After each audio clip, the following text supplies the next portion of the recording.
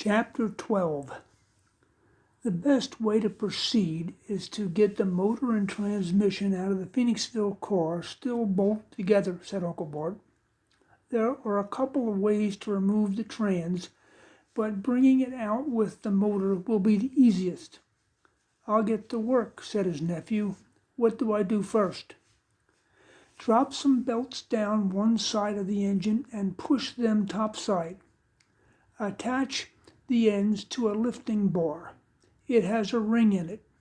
Push the portable lift out and lower it down enough to allow the hook to go through the ring. Jack it up enough to support the motor and then get underneath. You will see a cross beam under the transmission. On top of that is the transmission mount. Unbolt that and then slide up to the motor mounts. Take a screwdriver and a putty knife with you.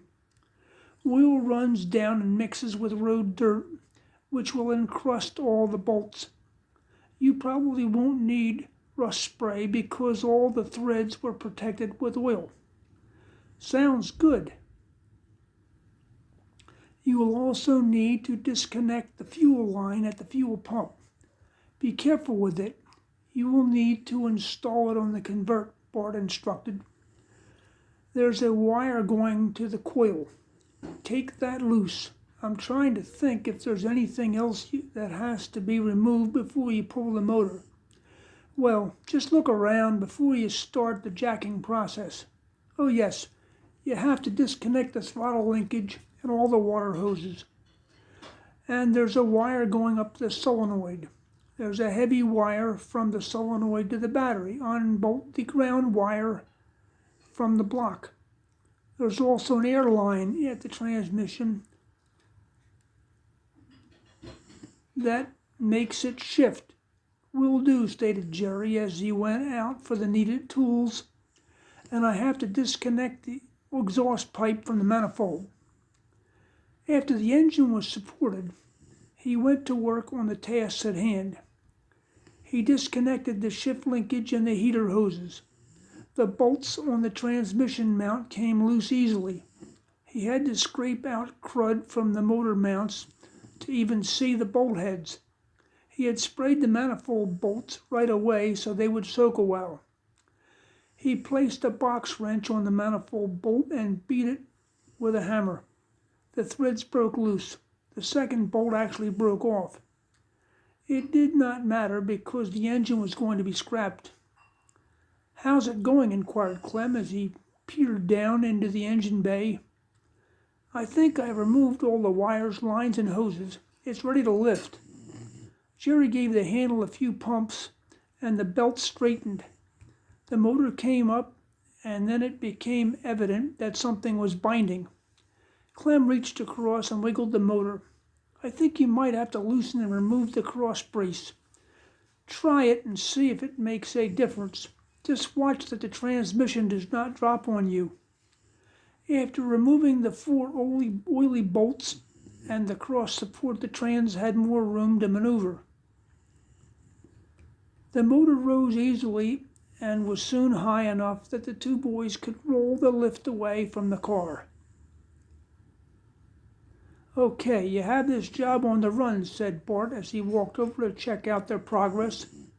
Set it down and unbolt the transmission. Actually, grab that old sheet of plywood and set it on that. Sounds like a good way to do it, agreed his nephew. You could have taken the trans off while it was still in the car, but this will be a lot easier. The bolts will be right here where you can get at them. And the Collegeville engine did not have motor mounts. These don't look too bad. Dripping oil can eat them up, Bart continued. Jerry went to work on the bolts and soon had the trans separated from the engine. It was not overly heavy, so he placed it on a hand truck. Clem looked over at the engine as it hung in the harness. There are some good parts you can take off before you junk it, he observed. The distributor, coil, the valve cover, dipstick, fuel pump. I guess you could get the oil pan, but you'd have to drain the oil out, though. Those parts would be good to have on hand. Unhook the straps and bring the lift into the garage, instructed the mechanic. We will need it to install the good engine in the convert. After we get the lift and the trans in the garage, we will push the convert in. Once the box Nova was in the bay, they went about lifting the car up to its highest level. The compressor pounded away as it pumped fluid into the lift system. Clem slid in the big pin that would stop the lift from falling if the lift failed. Okay, Jerry. Round up the transmission cross brace and have it here with its bolts, instructed Bart. Then take the strap and the can off the drive shaft and hold it. Clem and Uncle Bart picked up the transmission and prepared for the hookup. Jerry slipped the drive shaft end onto the spine on the back of the transmission. The two men then lifted the trans up. Are you ready for the cross brace? Asked the boy as he held it in his hands with the bolts. Yes, see if you can get the brace in place and put the two bolts in it. Sometimes dripping oil will come down and eat up the transmission mount, but this looks pretty good. Once you get the cross brace in, we will slip the trans around enough so that you can get the bolts in the mount. And when you have all the bolts in, remember to go around and tighten all the bolts and nuts. We are doing good, commented the mechanic. Will do. Also, never lay a tool on a flat place on the undercarriage. You will lose the tool on the road. Okay, I notice the shift linkage is still in place so I can connect everything up, said Jerry. Once the trans was secured, Clem pulled out the pin and let the car come back down. They picked up the engine with the rolling lift and jacked it up high enough to get it installed. By rocking and slipping it around, they got it in place enough to get two bell housing bolts into the motor block. That lined all the bolts up for insertion that they could reach from the top. Then Clem started the lift again so that he would be able to put in the bottom bell housing bolts. When they were in place, Jerry tightened them. The car was again lowered so the upper bolts could have their final tightening. After the motor bolts and trans were secured, Bart planned the next step. We have an engine, but to go we need fuel and spark. Lift the car again and connect the gas line to the tank and the fuel pump. Also, don't forget to hook up the wire at the back of the tank, otherwise your gas gauge will not work. I'll get on it, replied his nephew. Then you have to bring over the wiring harness. There are two systems. That is, there are two clusters of wires that plug into the firewall. The connectors are plastic. They are not made to disconnect them a lot, so you have to be very careful using a screwdriver to lift the square hole from a wedge-shaped prong. Well, I will come out with you when you have to pull it and show you what it is. If you break it, the car might stop when you are out driving. Yeah, that would be good to show me, said the boy. Putting the fuel line in was easy. He was careful to not get any dirt on the connector fittings threads. The other thing he was careful about was making sure the fittings were lined up perfectly. When threaded connections were in a tight spot or where you could not see everything clearly, the threads could be out of alignment. So he made sure he could feel the parts could be turned with his fingers several turns before he cranked them with a wrench. The next job to be done was reattaching the two individual lines from each back wheel into a single cable under the backseat floor. He put a small amount of oil on the stud before turning the nut on. He continued tightening it until the slack was out of both cables. Now, when the emergency brake handle was pulled, the back wheels were locked tightly.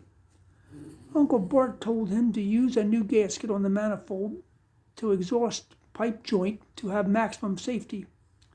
He and Sammy had installed the front seat shortly after they had returned from the trip to South Coatesville. They had sprayed the tracks and linkage with silicone lubricant so it would slide easily when the handle next to the driver's side was pushed forward. Jerry had wanted to get the wiring harness project moving, but Uncle Bart was tied up with some bookkeeping that needed to be done to prepare for his income taxes. So he started to get the Phoenixville car radio and antenna removed. It was a simple matter of pulling the knobs off and sliding a deep well socket on the securing nuts. That released the body of the radio to the point where he could see the wires plugged into the radio's back. A fat wire was for the antenna connection. There was a plastic plug that ran the wires for the speaker, light, and power. He easily transferred the unit to his convertible. He reached up under the dash to follow the fat wire to the bottom of the antenna, where he unscrewed the base and pulled it out through the top of the fender. He soon had it installed and inserted in the back of his radio. Okay, let me show you what I'm talking about, announced Uncle Bart. Basically, you have two systems coming into the engine compartment. The one on the left provides juice to the motor. If you follow the wire, it runs down to the coil while a branch goes down to the solenoid of the starter. Yeah, I can see that, agreed Jerry. There's also a line going to the wiper motor. Very observant. Now there's another plug where the bundle comes out on the right. This line runs non-motor electric things like the horn, the lights, and the voltage regulator up here on the radiator support. Now, when you get this off, take it right over to the other car and install it while the locations and connections are fresh in your mind, continued Bart. Some of the connections will be in the fenders. All you have to do is plug them back in. The turn signals have little plugs. All right, it seems to make sense, the boy said. The biggest headache is unplugging the two big plugs where it goes to the firewall. There is a wedge-shaped point sticking out through a square hole at the top and bottom of each plug. If you break the square hole part of the connector, you have to go to a junkyard and get all the wires on that line. If you break off the wedge sticking out, I don't know what you do. So go slow. Clean everything around the plug and look carefully at it to see how the wedge has to be pushed over while you are gently prying up on the square hole with a small screwdriver. Actually, looking at it, it might be best to take a pair of big needle nose pliers and squeeze the two wedges pieces together to allow the square holes to clear. Are you sure we can get this? The boy asked anxiously. I don't want to destroy anything. Okay, here's what we'll do. I will use the big needle nose pliers to squeeze the wedges. You put a small screwdriver under the two square hole edges, both top and bottom. Slowly try to lift the plug. As long as we can see it's clearing, it should come out without breaking. Jerry felt better with his uncle's strategy and help. It sounded like a practical plan. By slowly and carefully moving, the plug came out with all the pieces intact. Okay, we got it. When you put it in the other car, it should slide right on. You see these metal prongs in here? Bart stated as he held up the fitting. Take a tiny flat file and grind all these metal fins. Then file the matching fins on the receiving socket. That will assure a solid connection. When you're all done, wrap the joint with black tape. That will keep out dust and water. I see what you mean. I'll wrap them both. Those flat little files are really useful. Keep them in your toolbox. Sometimes headlight plugs get corroded. Cleaning the headlight prongs is easy with emery cloth. Keep several pieces of that in your toolbox too. The receptacle for the headlight sockets are harder to clean, but a skinny flat file will reach in there and fix lights that don't come on. If you can't get your file in there, sand it on a grind wheel until it fits. And now that your motor is in place, bring out your radiator support. It has the voltage regulator mounted on it. Make sure you put the proper wire on the right post. I drew a map of the post and wires when I pulled the frame. I know where they all go, reported the boy. I put masking tape labels on each wire with numbers so I would know where each wire went. That is the way to do it. Otherwise, you have to go to a junkyard and re-examine where all the wires go. The wires are of different colors. If you have a wiring diagram, you can follow it all out with that. Where can I get a wiring diagram? Jerry inquired.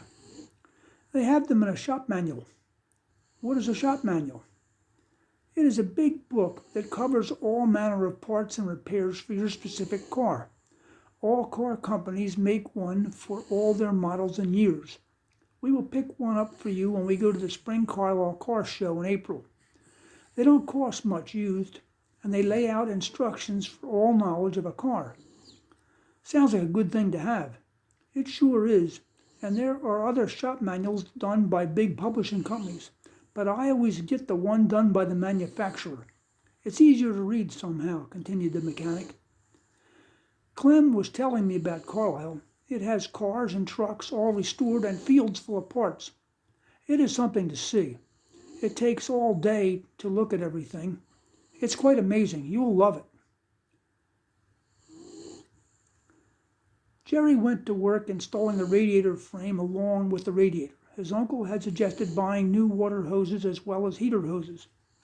They did not cost much, and he could be confident that there would be no cooling system problems. He also bought a new thermostat for the same reason. His uncle had taught him that there were situations where junkyard parts can work very well at a greatly reduced cost.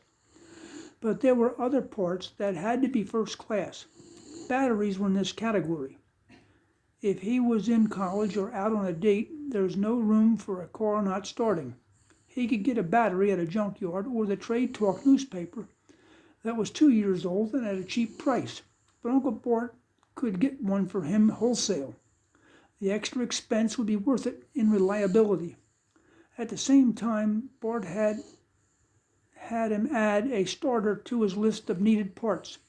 If he could find a new-looking Chevy six-cylinder starter that had the stickers on it, it should be bought and installed. It was a slow process to hook up the wiring harnesses, but by being careful and following his drawings, he was able to get the job done. He had charged the sedan battery, and the meter said it was holding 12.6 volts. This one would be okay for the time being. He cleaned the wire connectors on the terminals with a wire brush tool before tightening the clamps. Bart had told him it would be good to change the oil and filter. He put 2 gallons of gas in the tank to prepare for the first start. So you're ready for the grand fire-up, stated Uncle Bart with anticipation. I see all the wires are hooked up. You have the throttle linkage connected. Now we'll have to use a jump wire to get ignition until you can change the ignition switch. At first I was thinking you just needed to change the lock barrel, but you can't get the barrel out of the convert because Tom did not have any keys. Taking out the whole switch is not bad, but we can do it later. We will run a wire with alligator clips on it from the battery to the coil positive side. Now look at the dash. Is the alternator light on? Yes, it's on, reported Jerry. Okay, we have juice. Now I want to squirt a little starting fluid in the carb. Then we will short out the starter to get a crank, Bart narrated as he reached down to the solenoid with a screwdriver. We are going to touch the battery wire nut to the starting terminal nut. Notice I'm only touching the nut. When the current jumps, the sparks can melt metal. You don't want to mess up the threads. The motor cranked sharply, followed by a steady hum of the motor running smoothly. That sure sounds nice, responded Jerry as he watched the fan turning. She's turning smooth, agreed his uncle. Look around for any fuel leaks and oil drips. So far it seems right. I can't believe we pulled this off, the boy said. Yeah, you're on your way now, And the thing that made it all happen was thinking. Remember that. I've heard you say that many times. I can see the importance of it. It is how we make things happen. And always protect the source of thinking. Always protect your brain. Wear a helmet. Never abuse your brain. It is the greatest tool God has given you, followed up Bart. I appreciate that, answered Jerry sincerely. Okay, you saw how I started this motor with the jump wire and a screwdriver. Whenever you want to start an uncooperative engine, you need 3 things. Number 1 is fuel. Number 2 is spark. Number 3 is compression. Now, looking down at these, if you shoot starting fluid in the carb, it will have to start. If it does, then you know your problem is the carb or fuel pump or block lines or out of gas. It may stall out, but you know it's a fuel problem. If it does not start with the fluid, then you have to check spark. You put the ignition switch to run and take off the distributor cap, pull off the rotor, take a screwdriver and open the points. You should see a spark. If no spark, you have to work backwards. Your jump wire from battery to the positive terminal on the coil will get you started. Always keep a jump wire and can of starting fluid in your trunk at all times. If it still won't start, then it is compression. If it still won't start, then it's compression. This is valves. It is rare and more of a garage process to take out plugs and check each cylinder with a compression gauge. But anyhow, this is how it's done. That is all very valuable information, said Jerry. I will make sure you have a jump wire in my toolbox and a can of fluid on board at all times. Okay, what else do we need to do to get this heap roadworthy? Asked the mechanic. I have to put the horns on, ignition switch, put the grill on, bumper, hood. I want some extra keys made. That is another thing, interrupted his uncle. Take 1 key and hide it under the car or in the engine compartment. With a regular car, it helps if you lock yourself out. With a convertible, you never lock it. If an idiot wants to steal something, you don't want them cutting the top to get in. All valuables go in the trunk. I see what you're saying. I will have a backup key made, said the boy. Also, I think if you put the key in the ignition hole and shove a little pin in the hole on the keyhole face, then the lock barrel comes out. A tiny Phillips head screwdriver is strong enough for the job. All right, get those jobs done, and we can see about getting the Pennsylvania state inspection done. Oh, and before we can get a sticker on it, you have to get a tag. Take all your papers down to Mike's notary and get it done. You and your dad will have to run to Rotorsport and get your insurance updated so Mike can get the process rolling. I'm almost ready. I have to get the right backup light working, then I'll be ready for inspection, Jerry assured his uncle.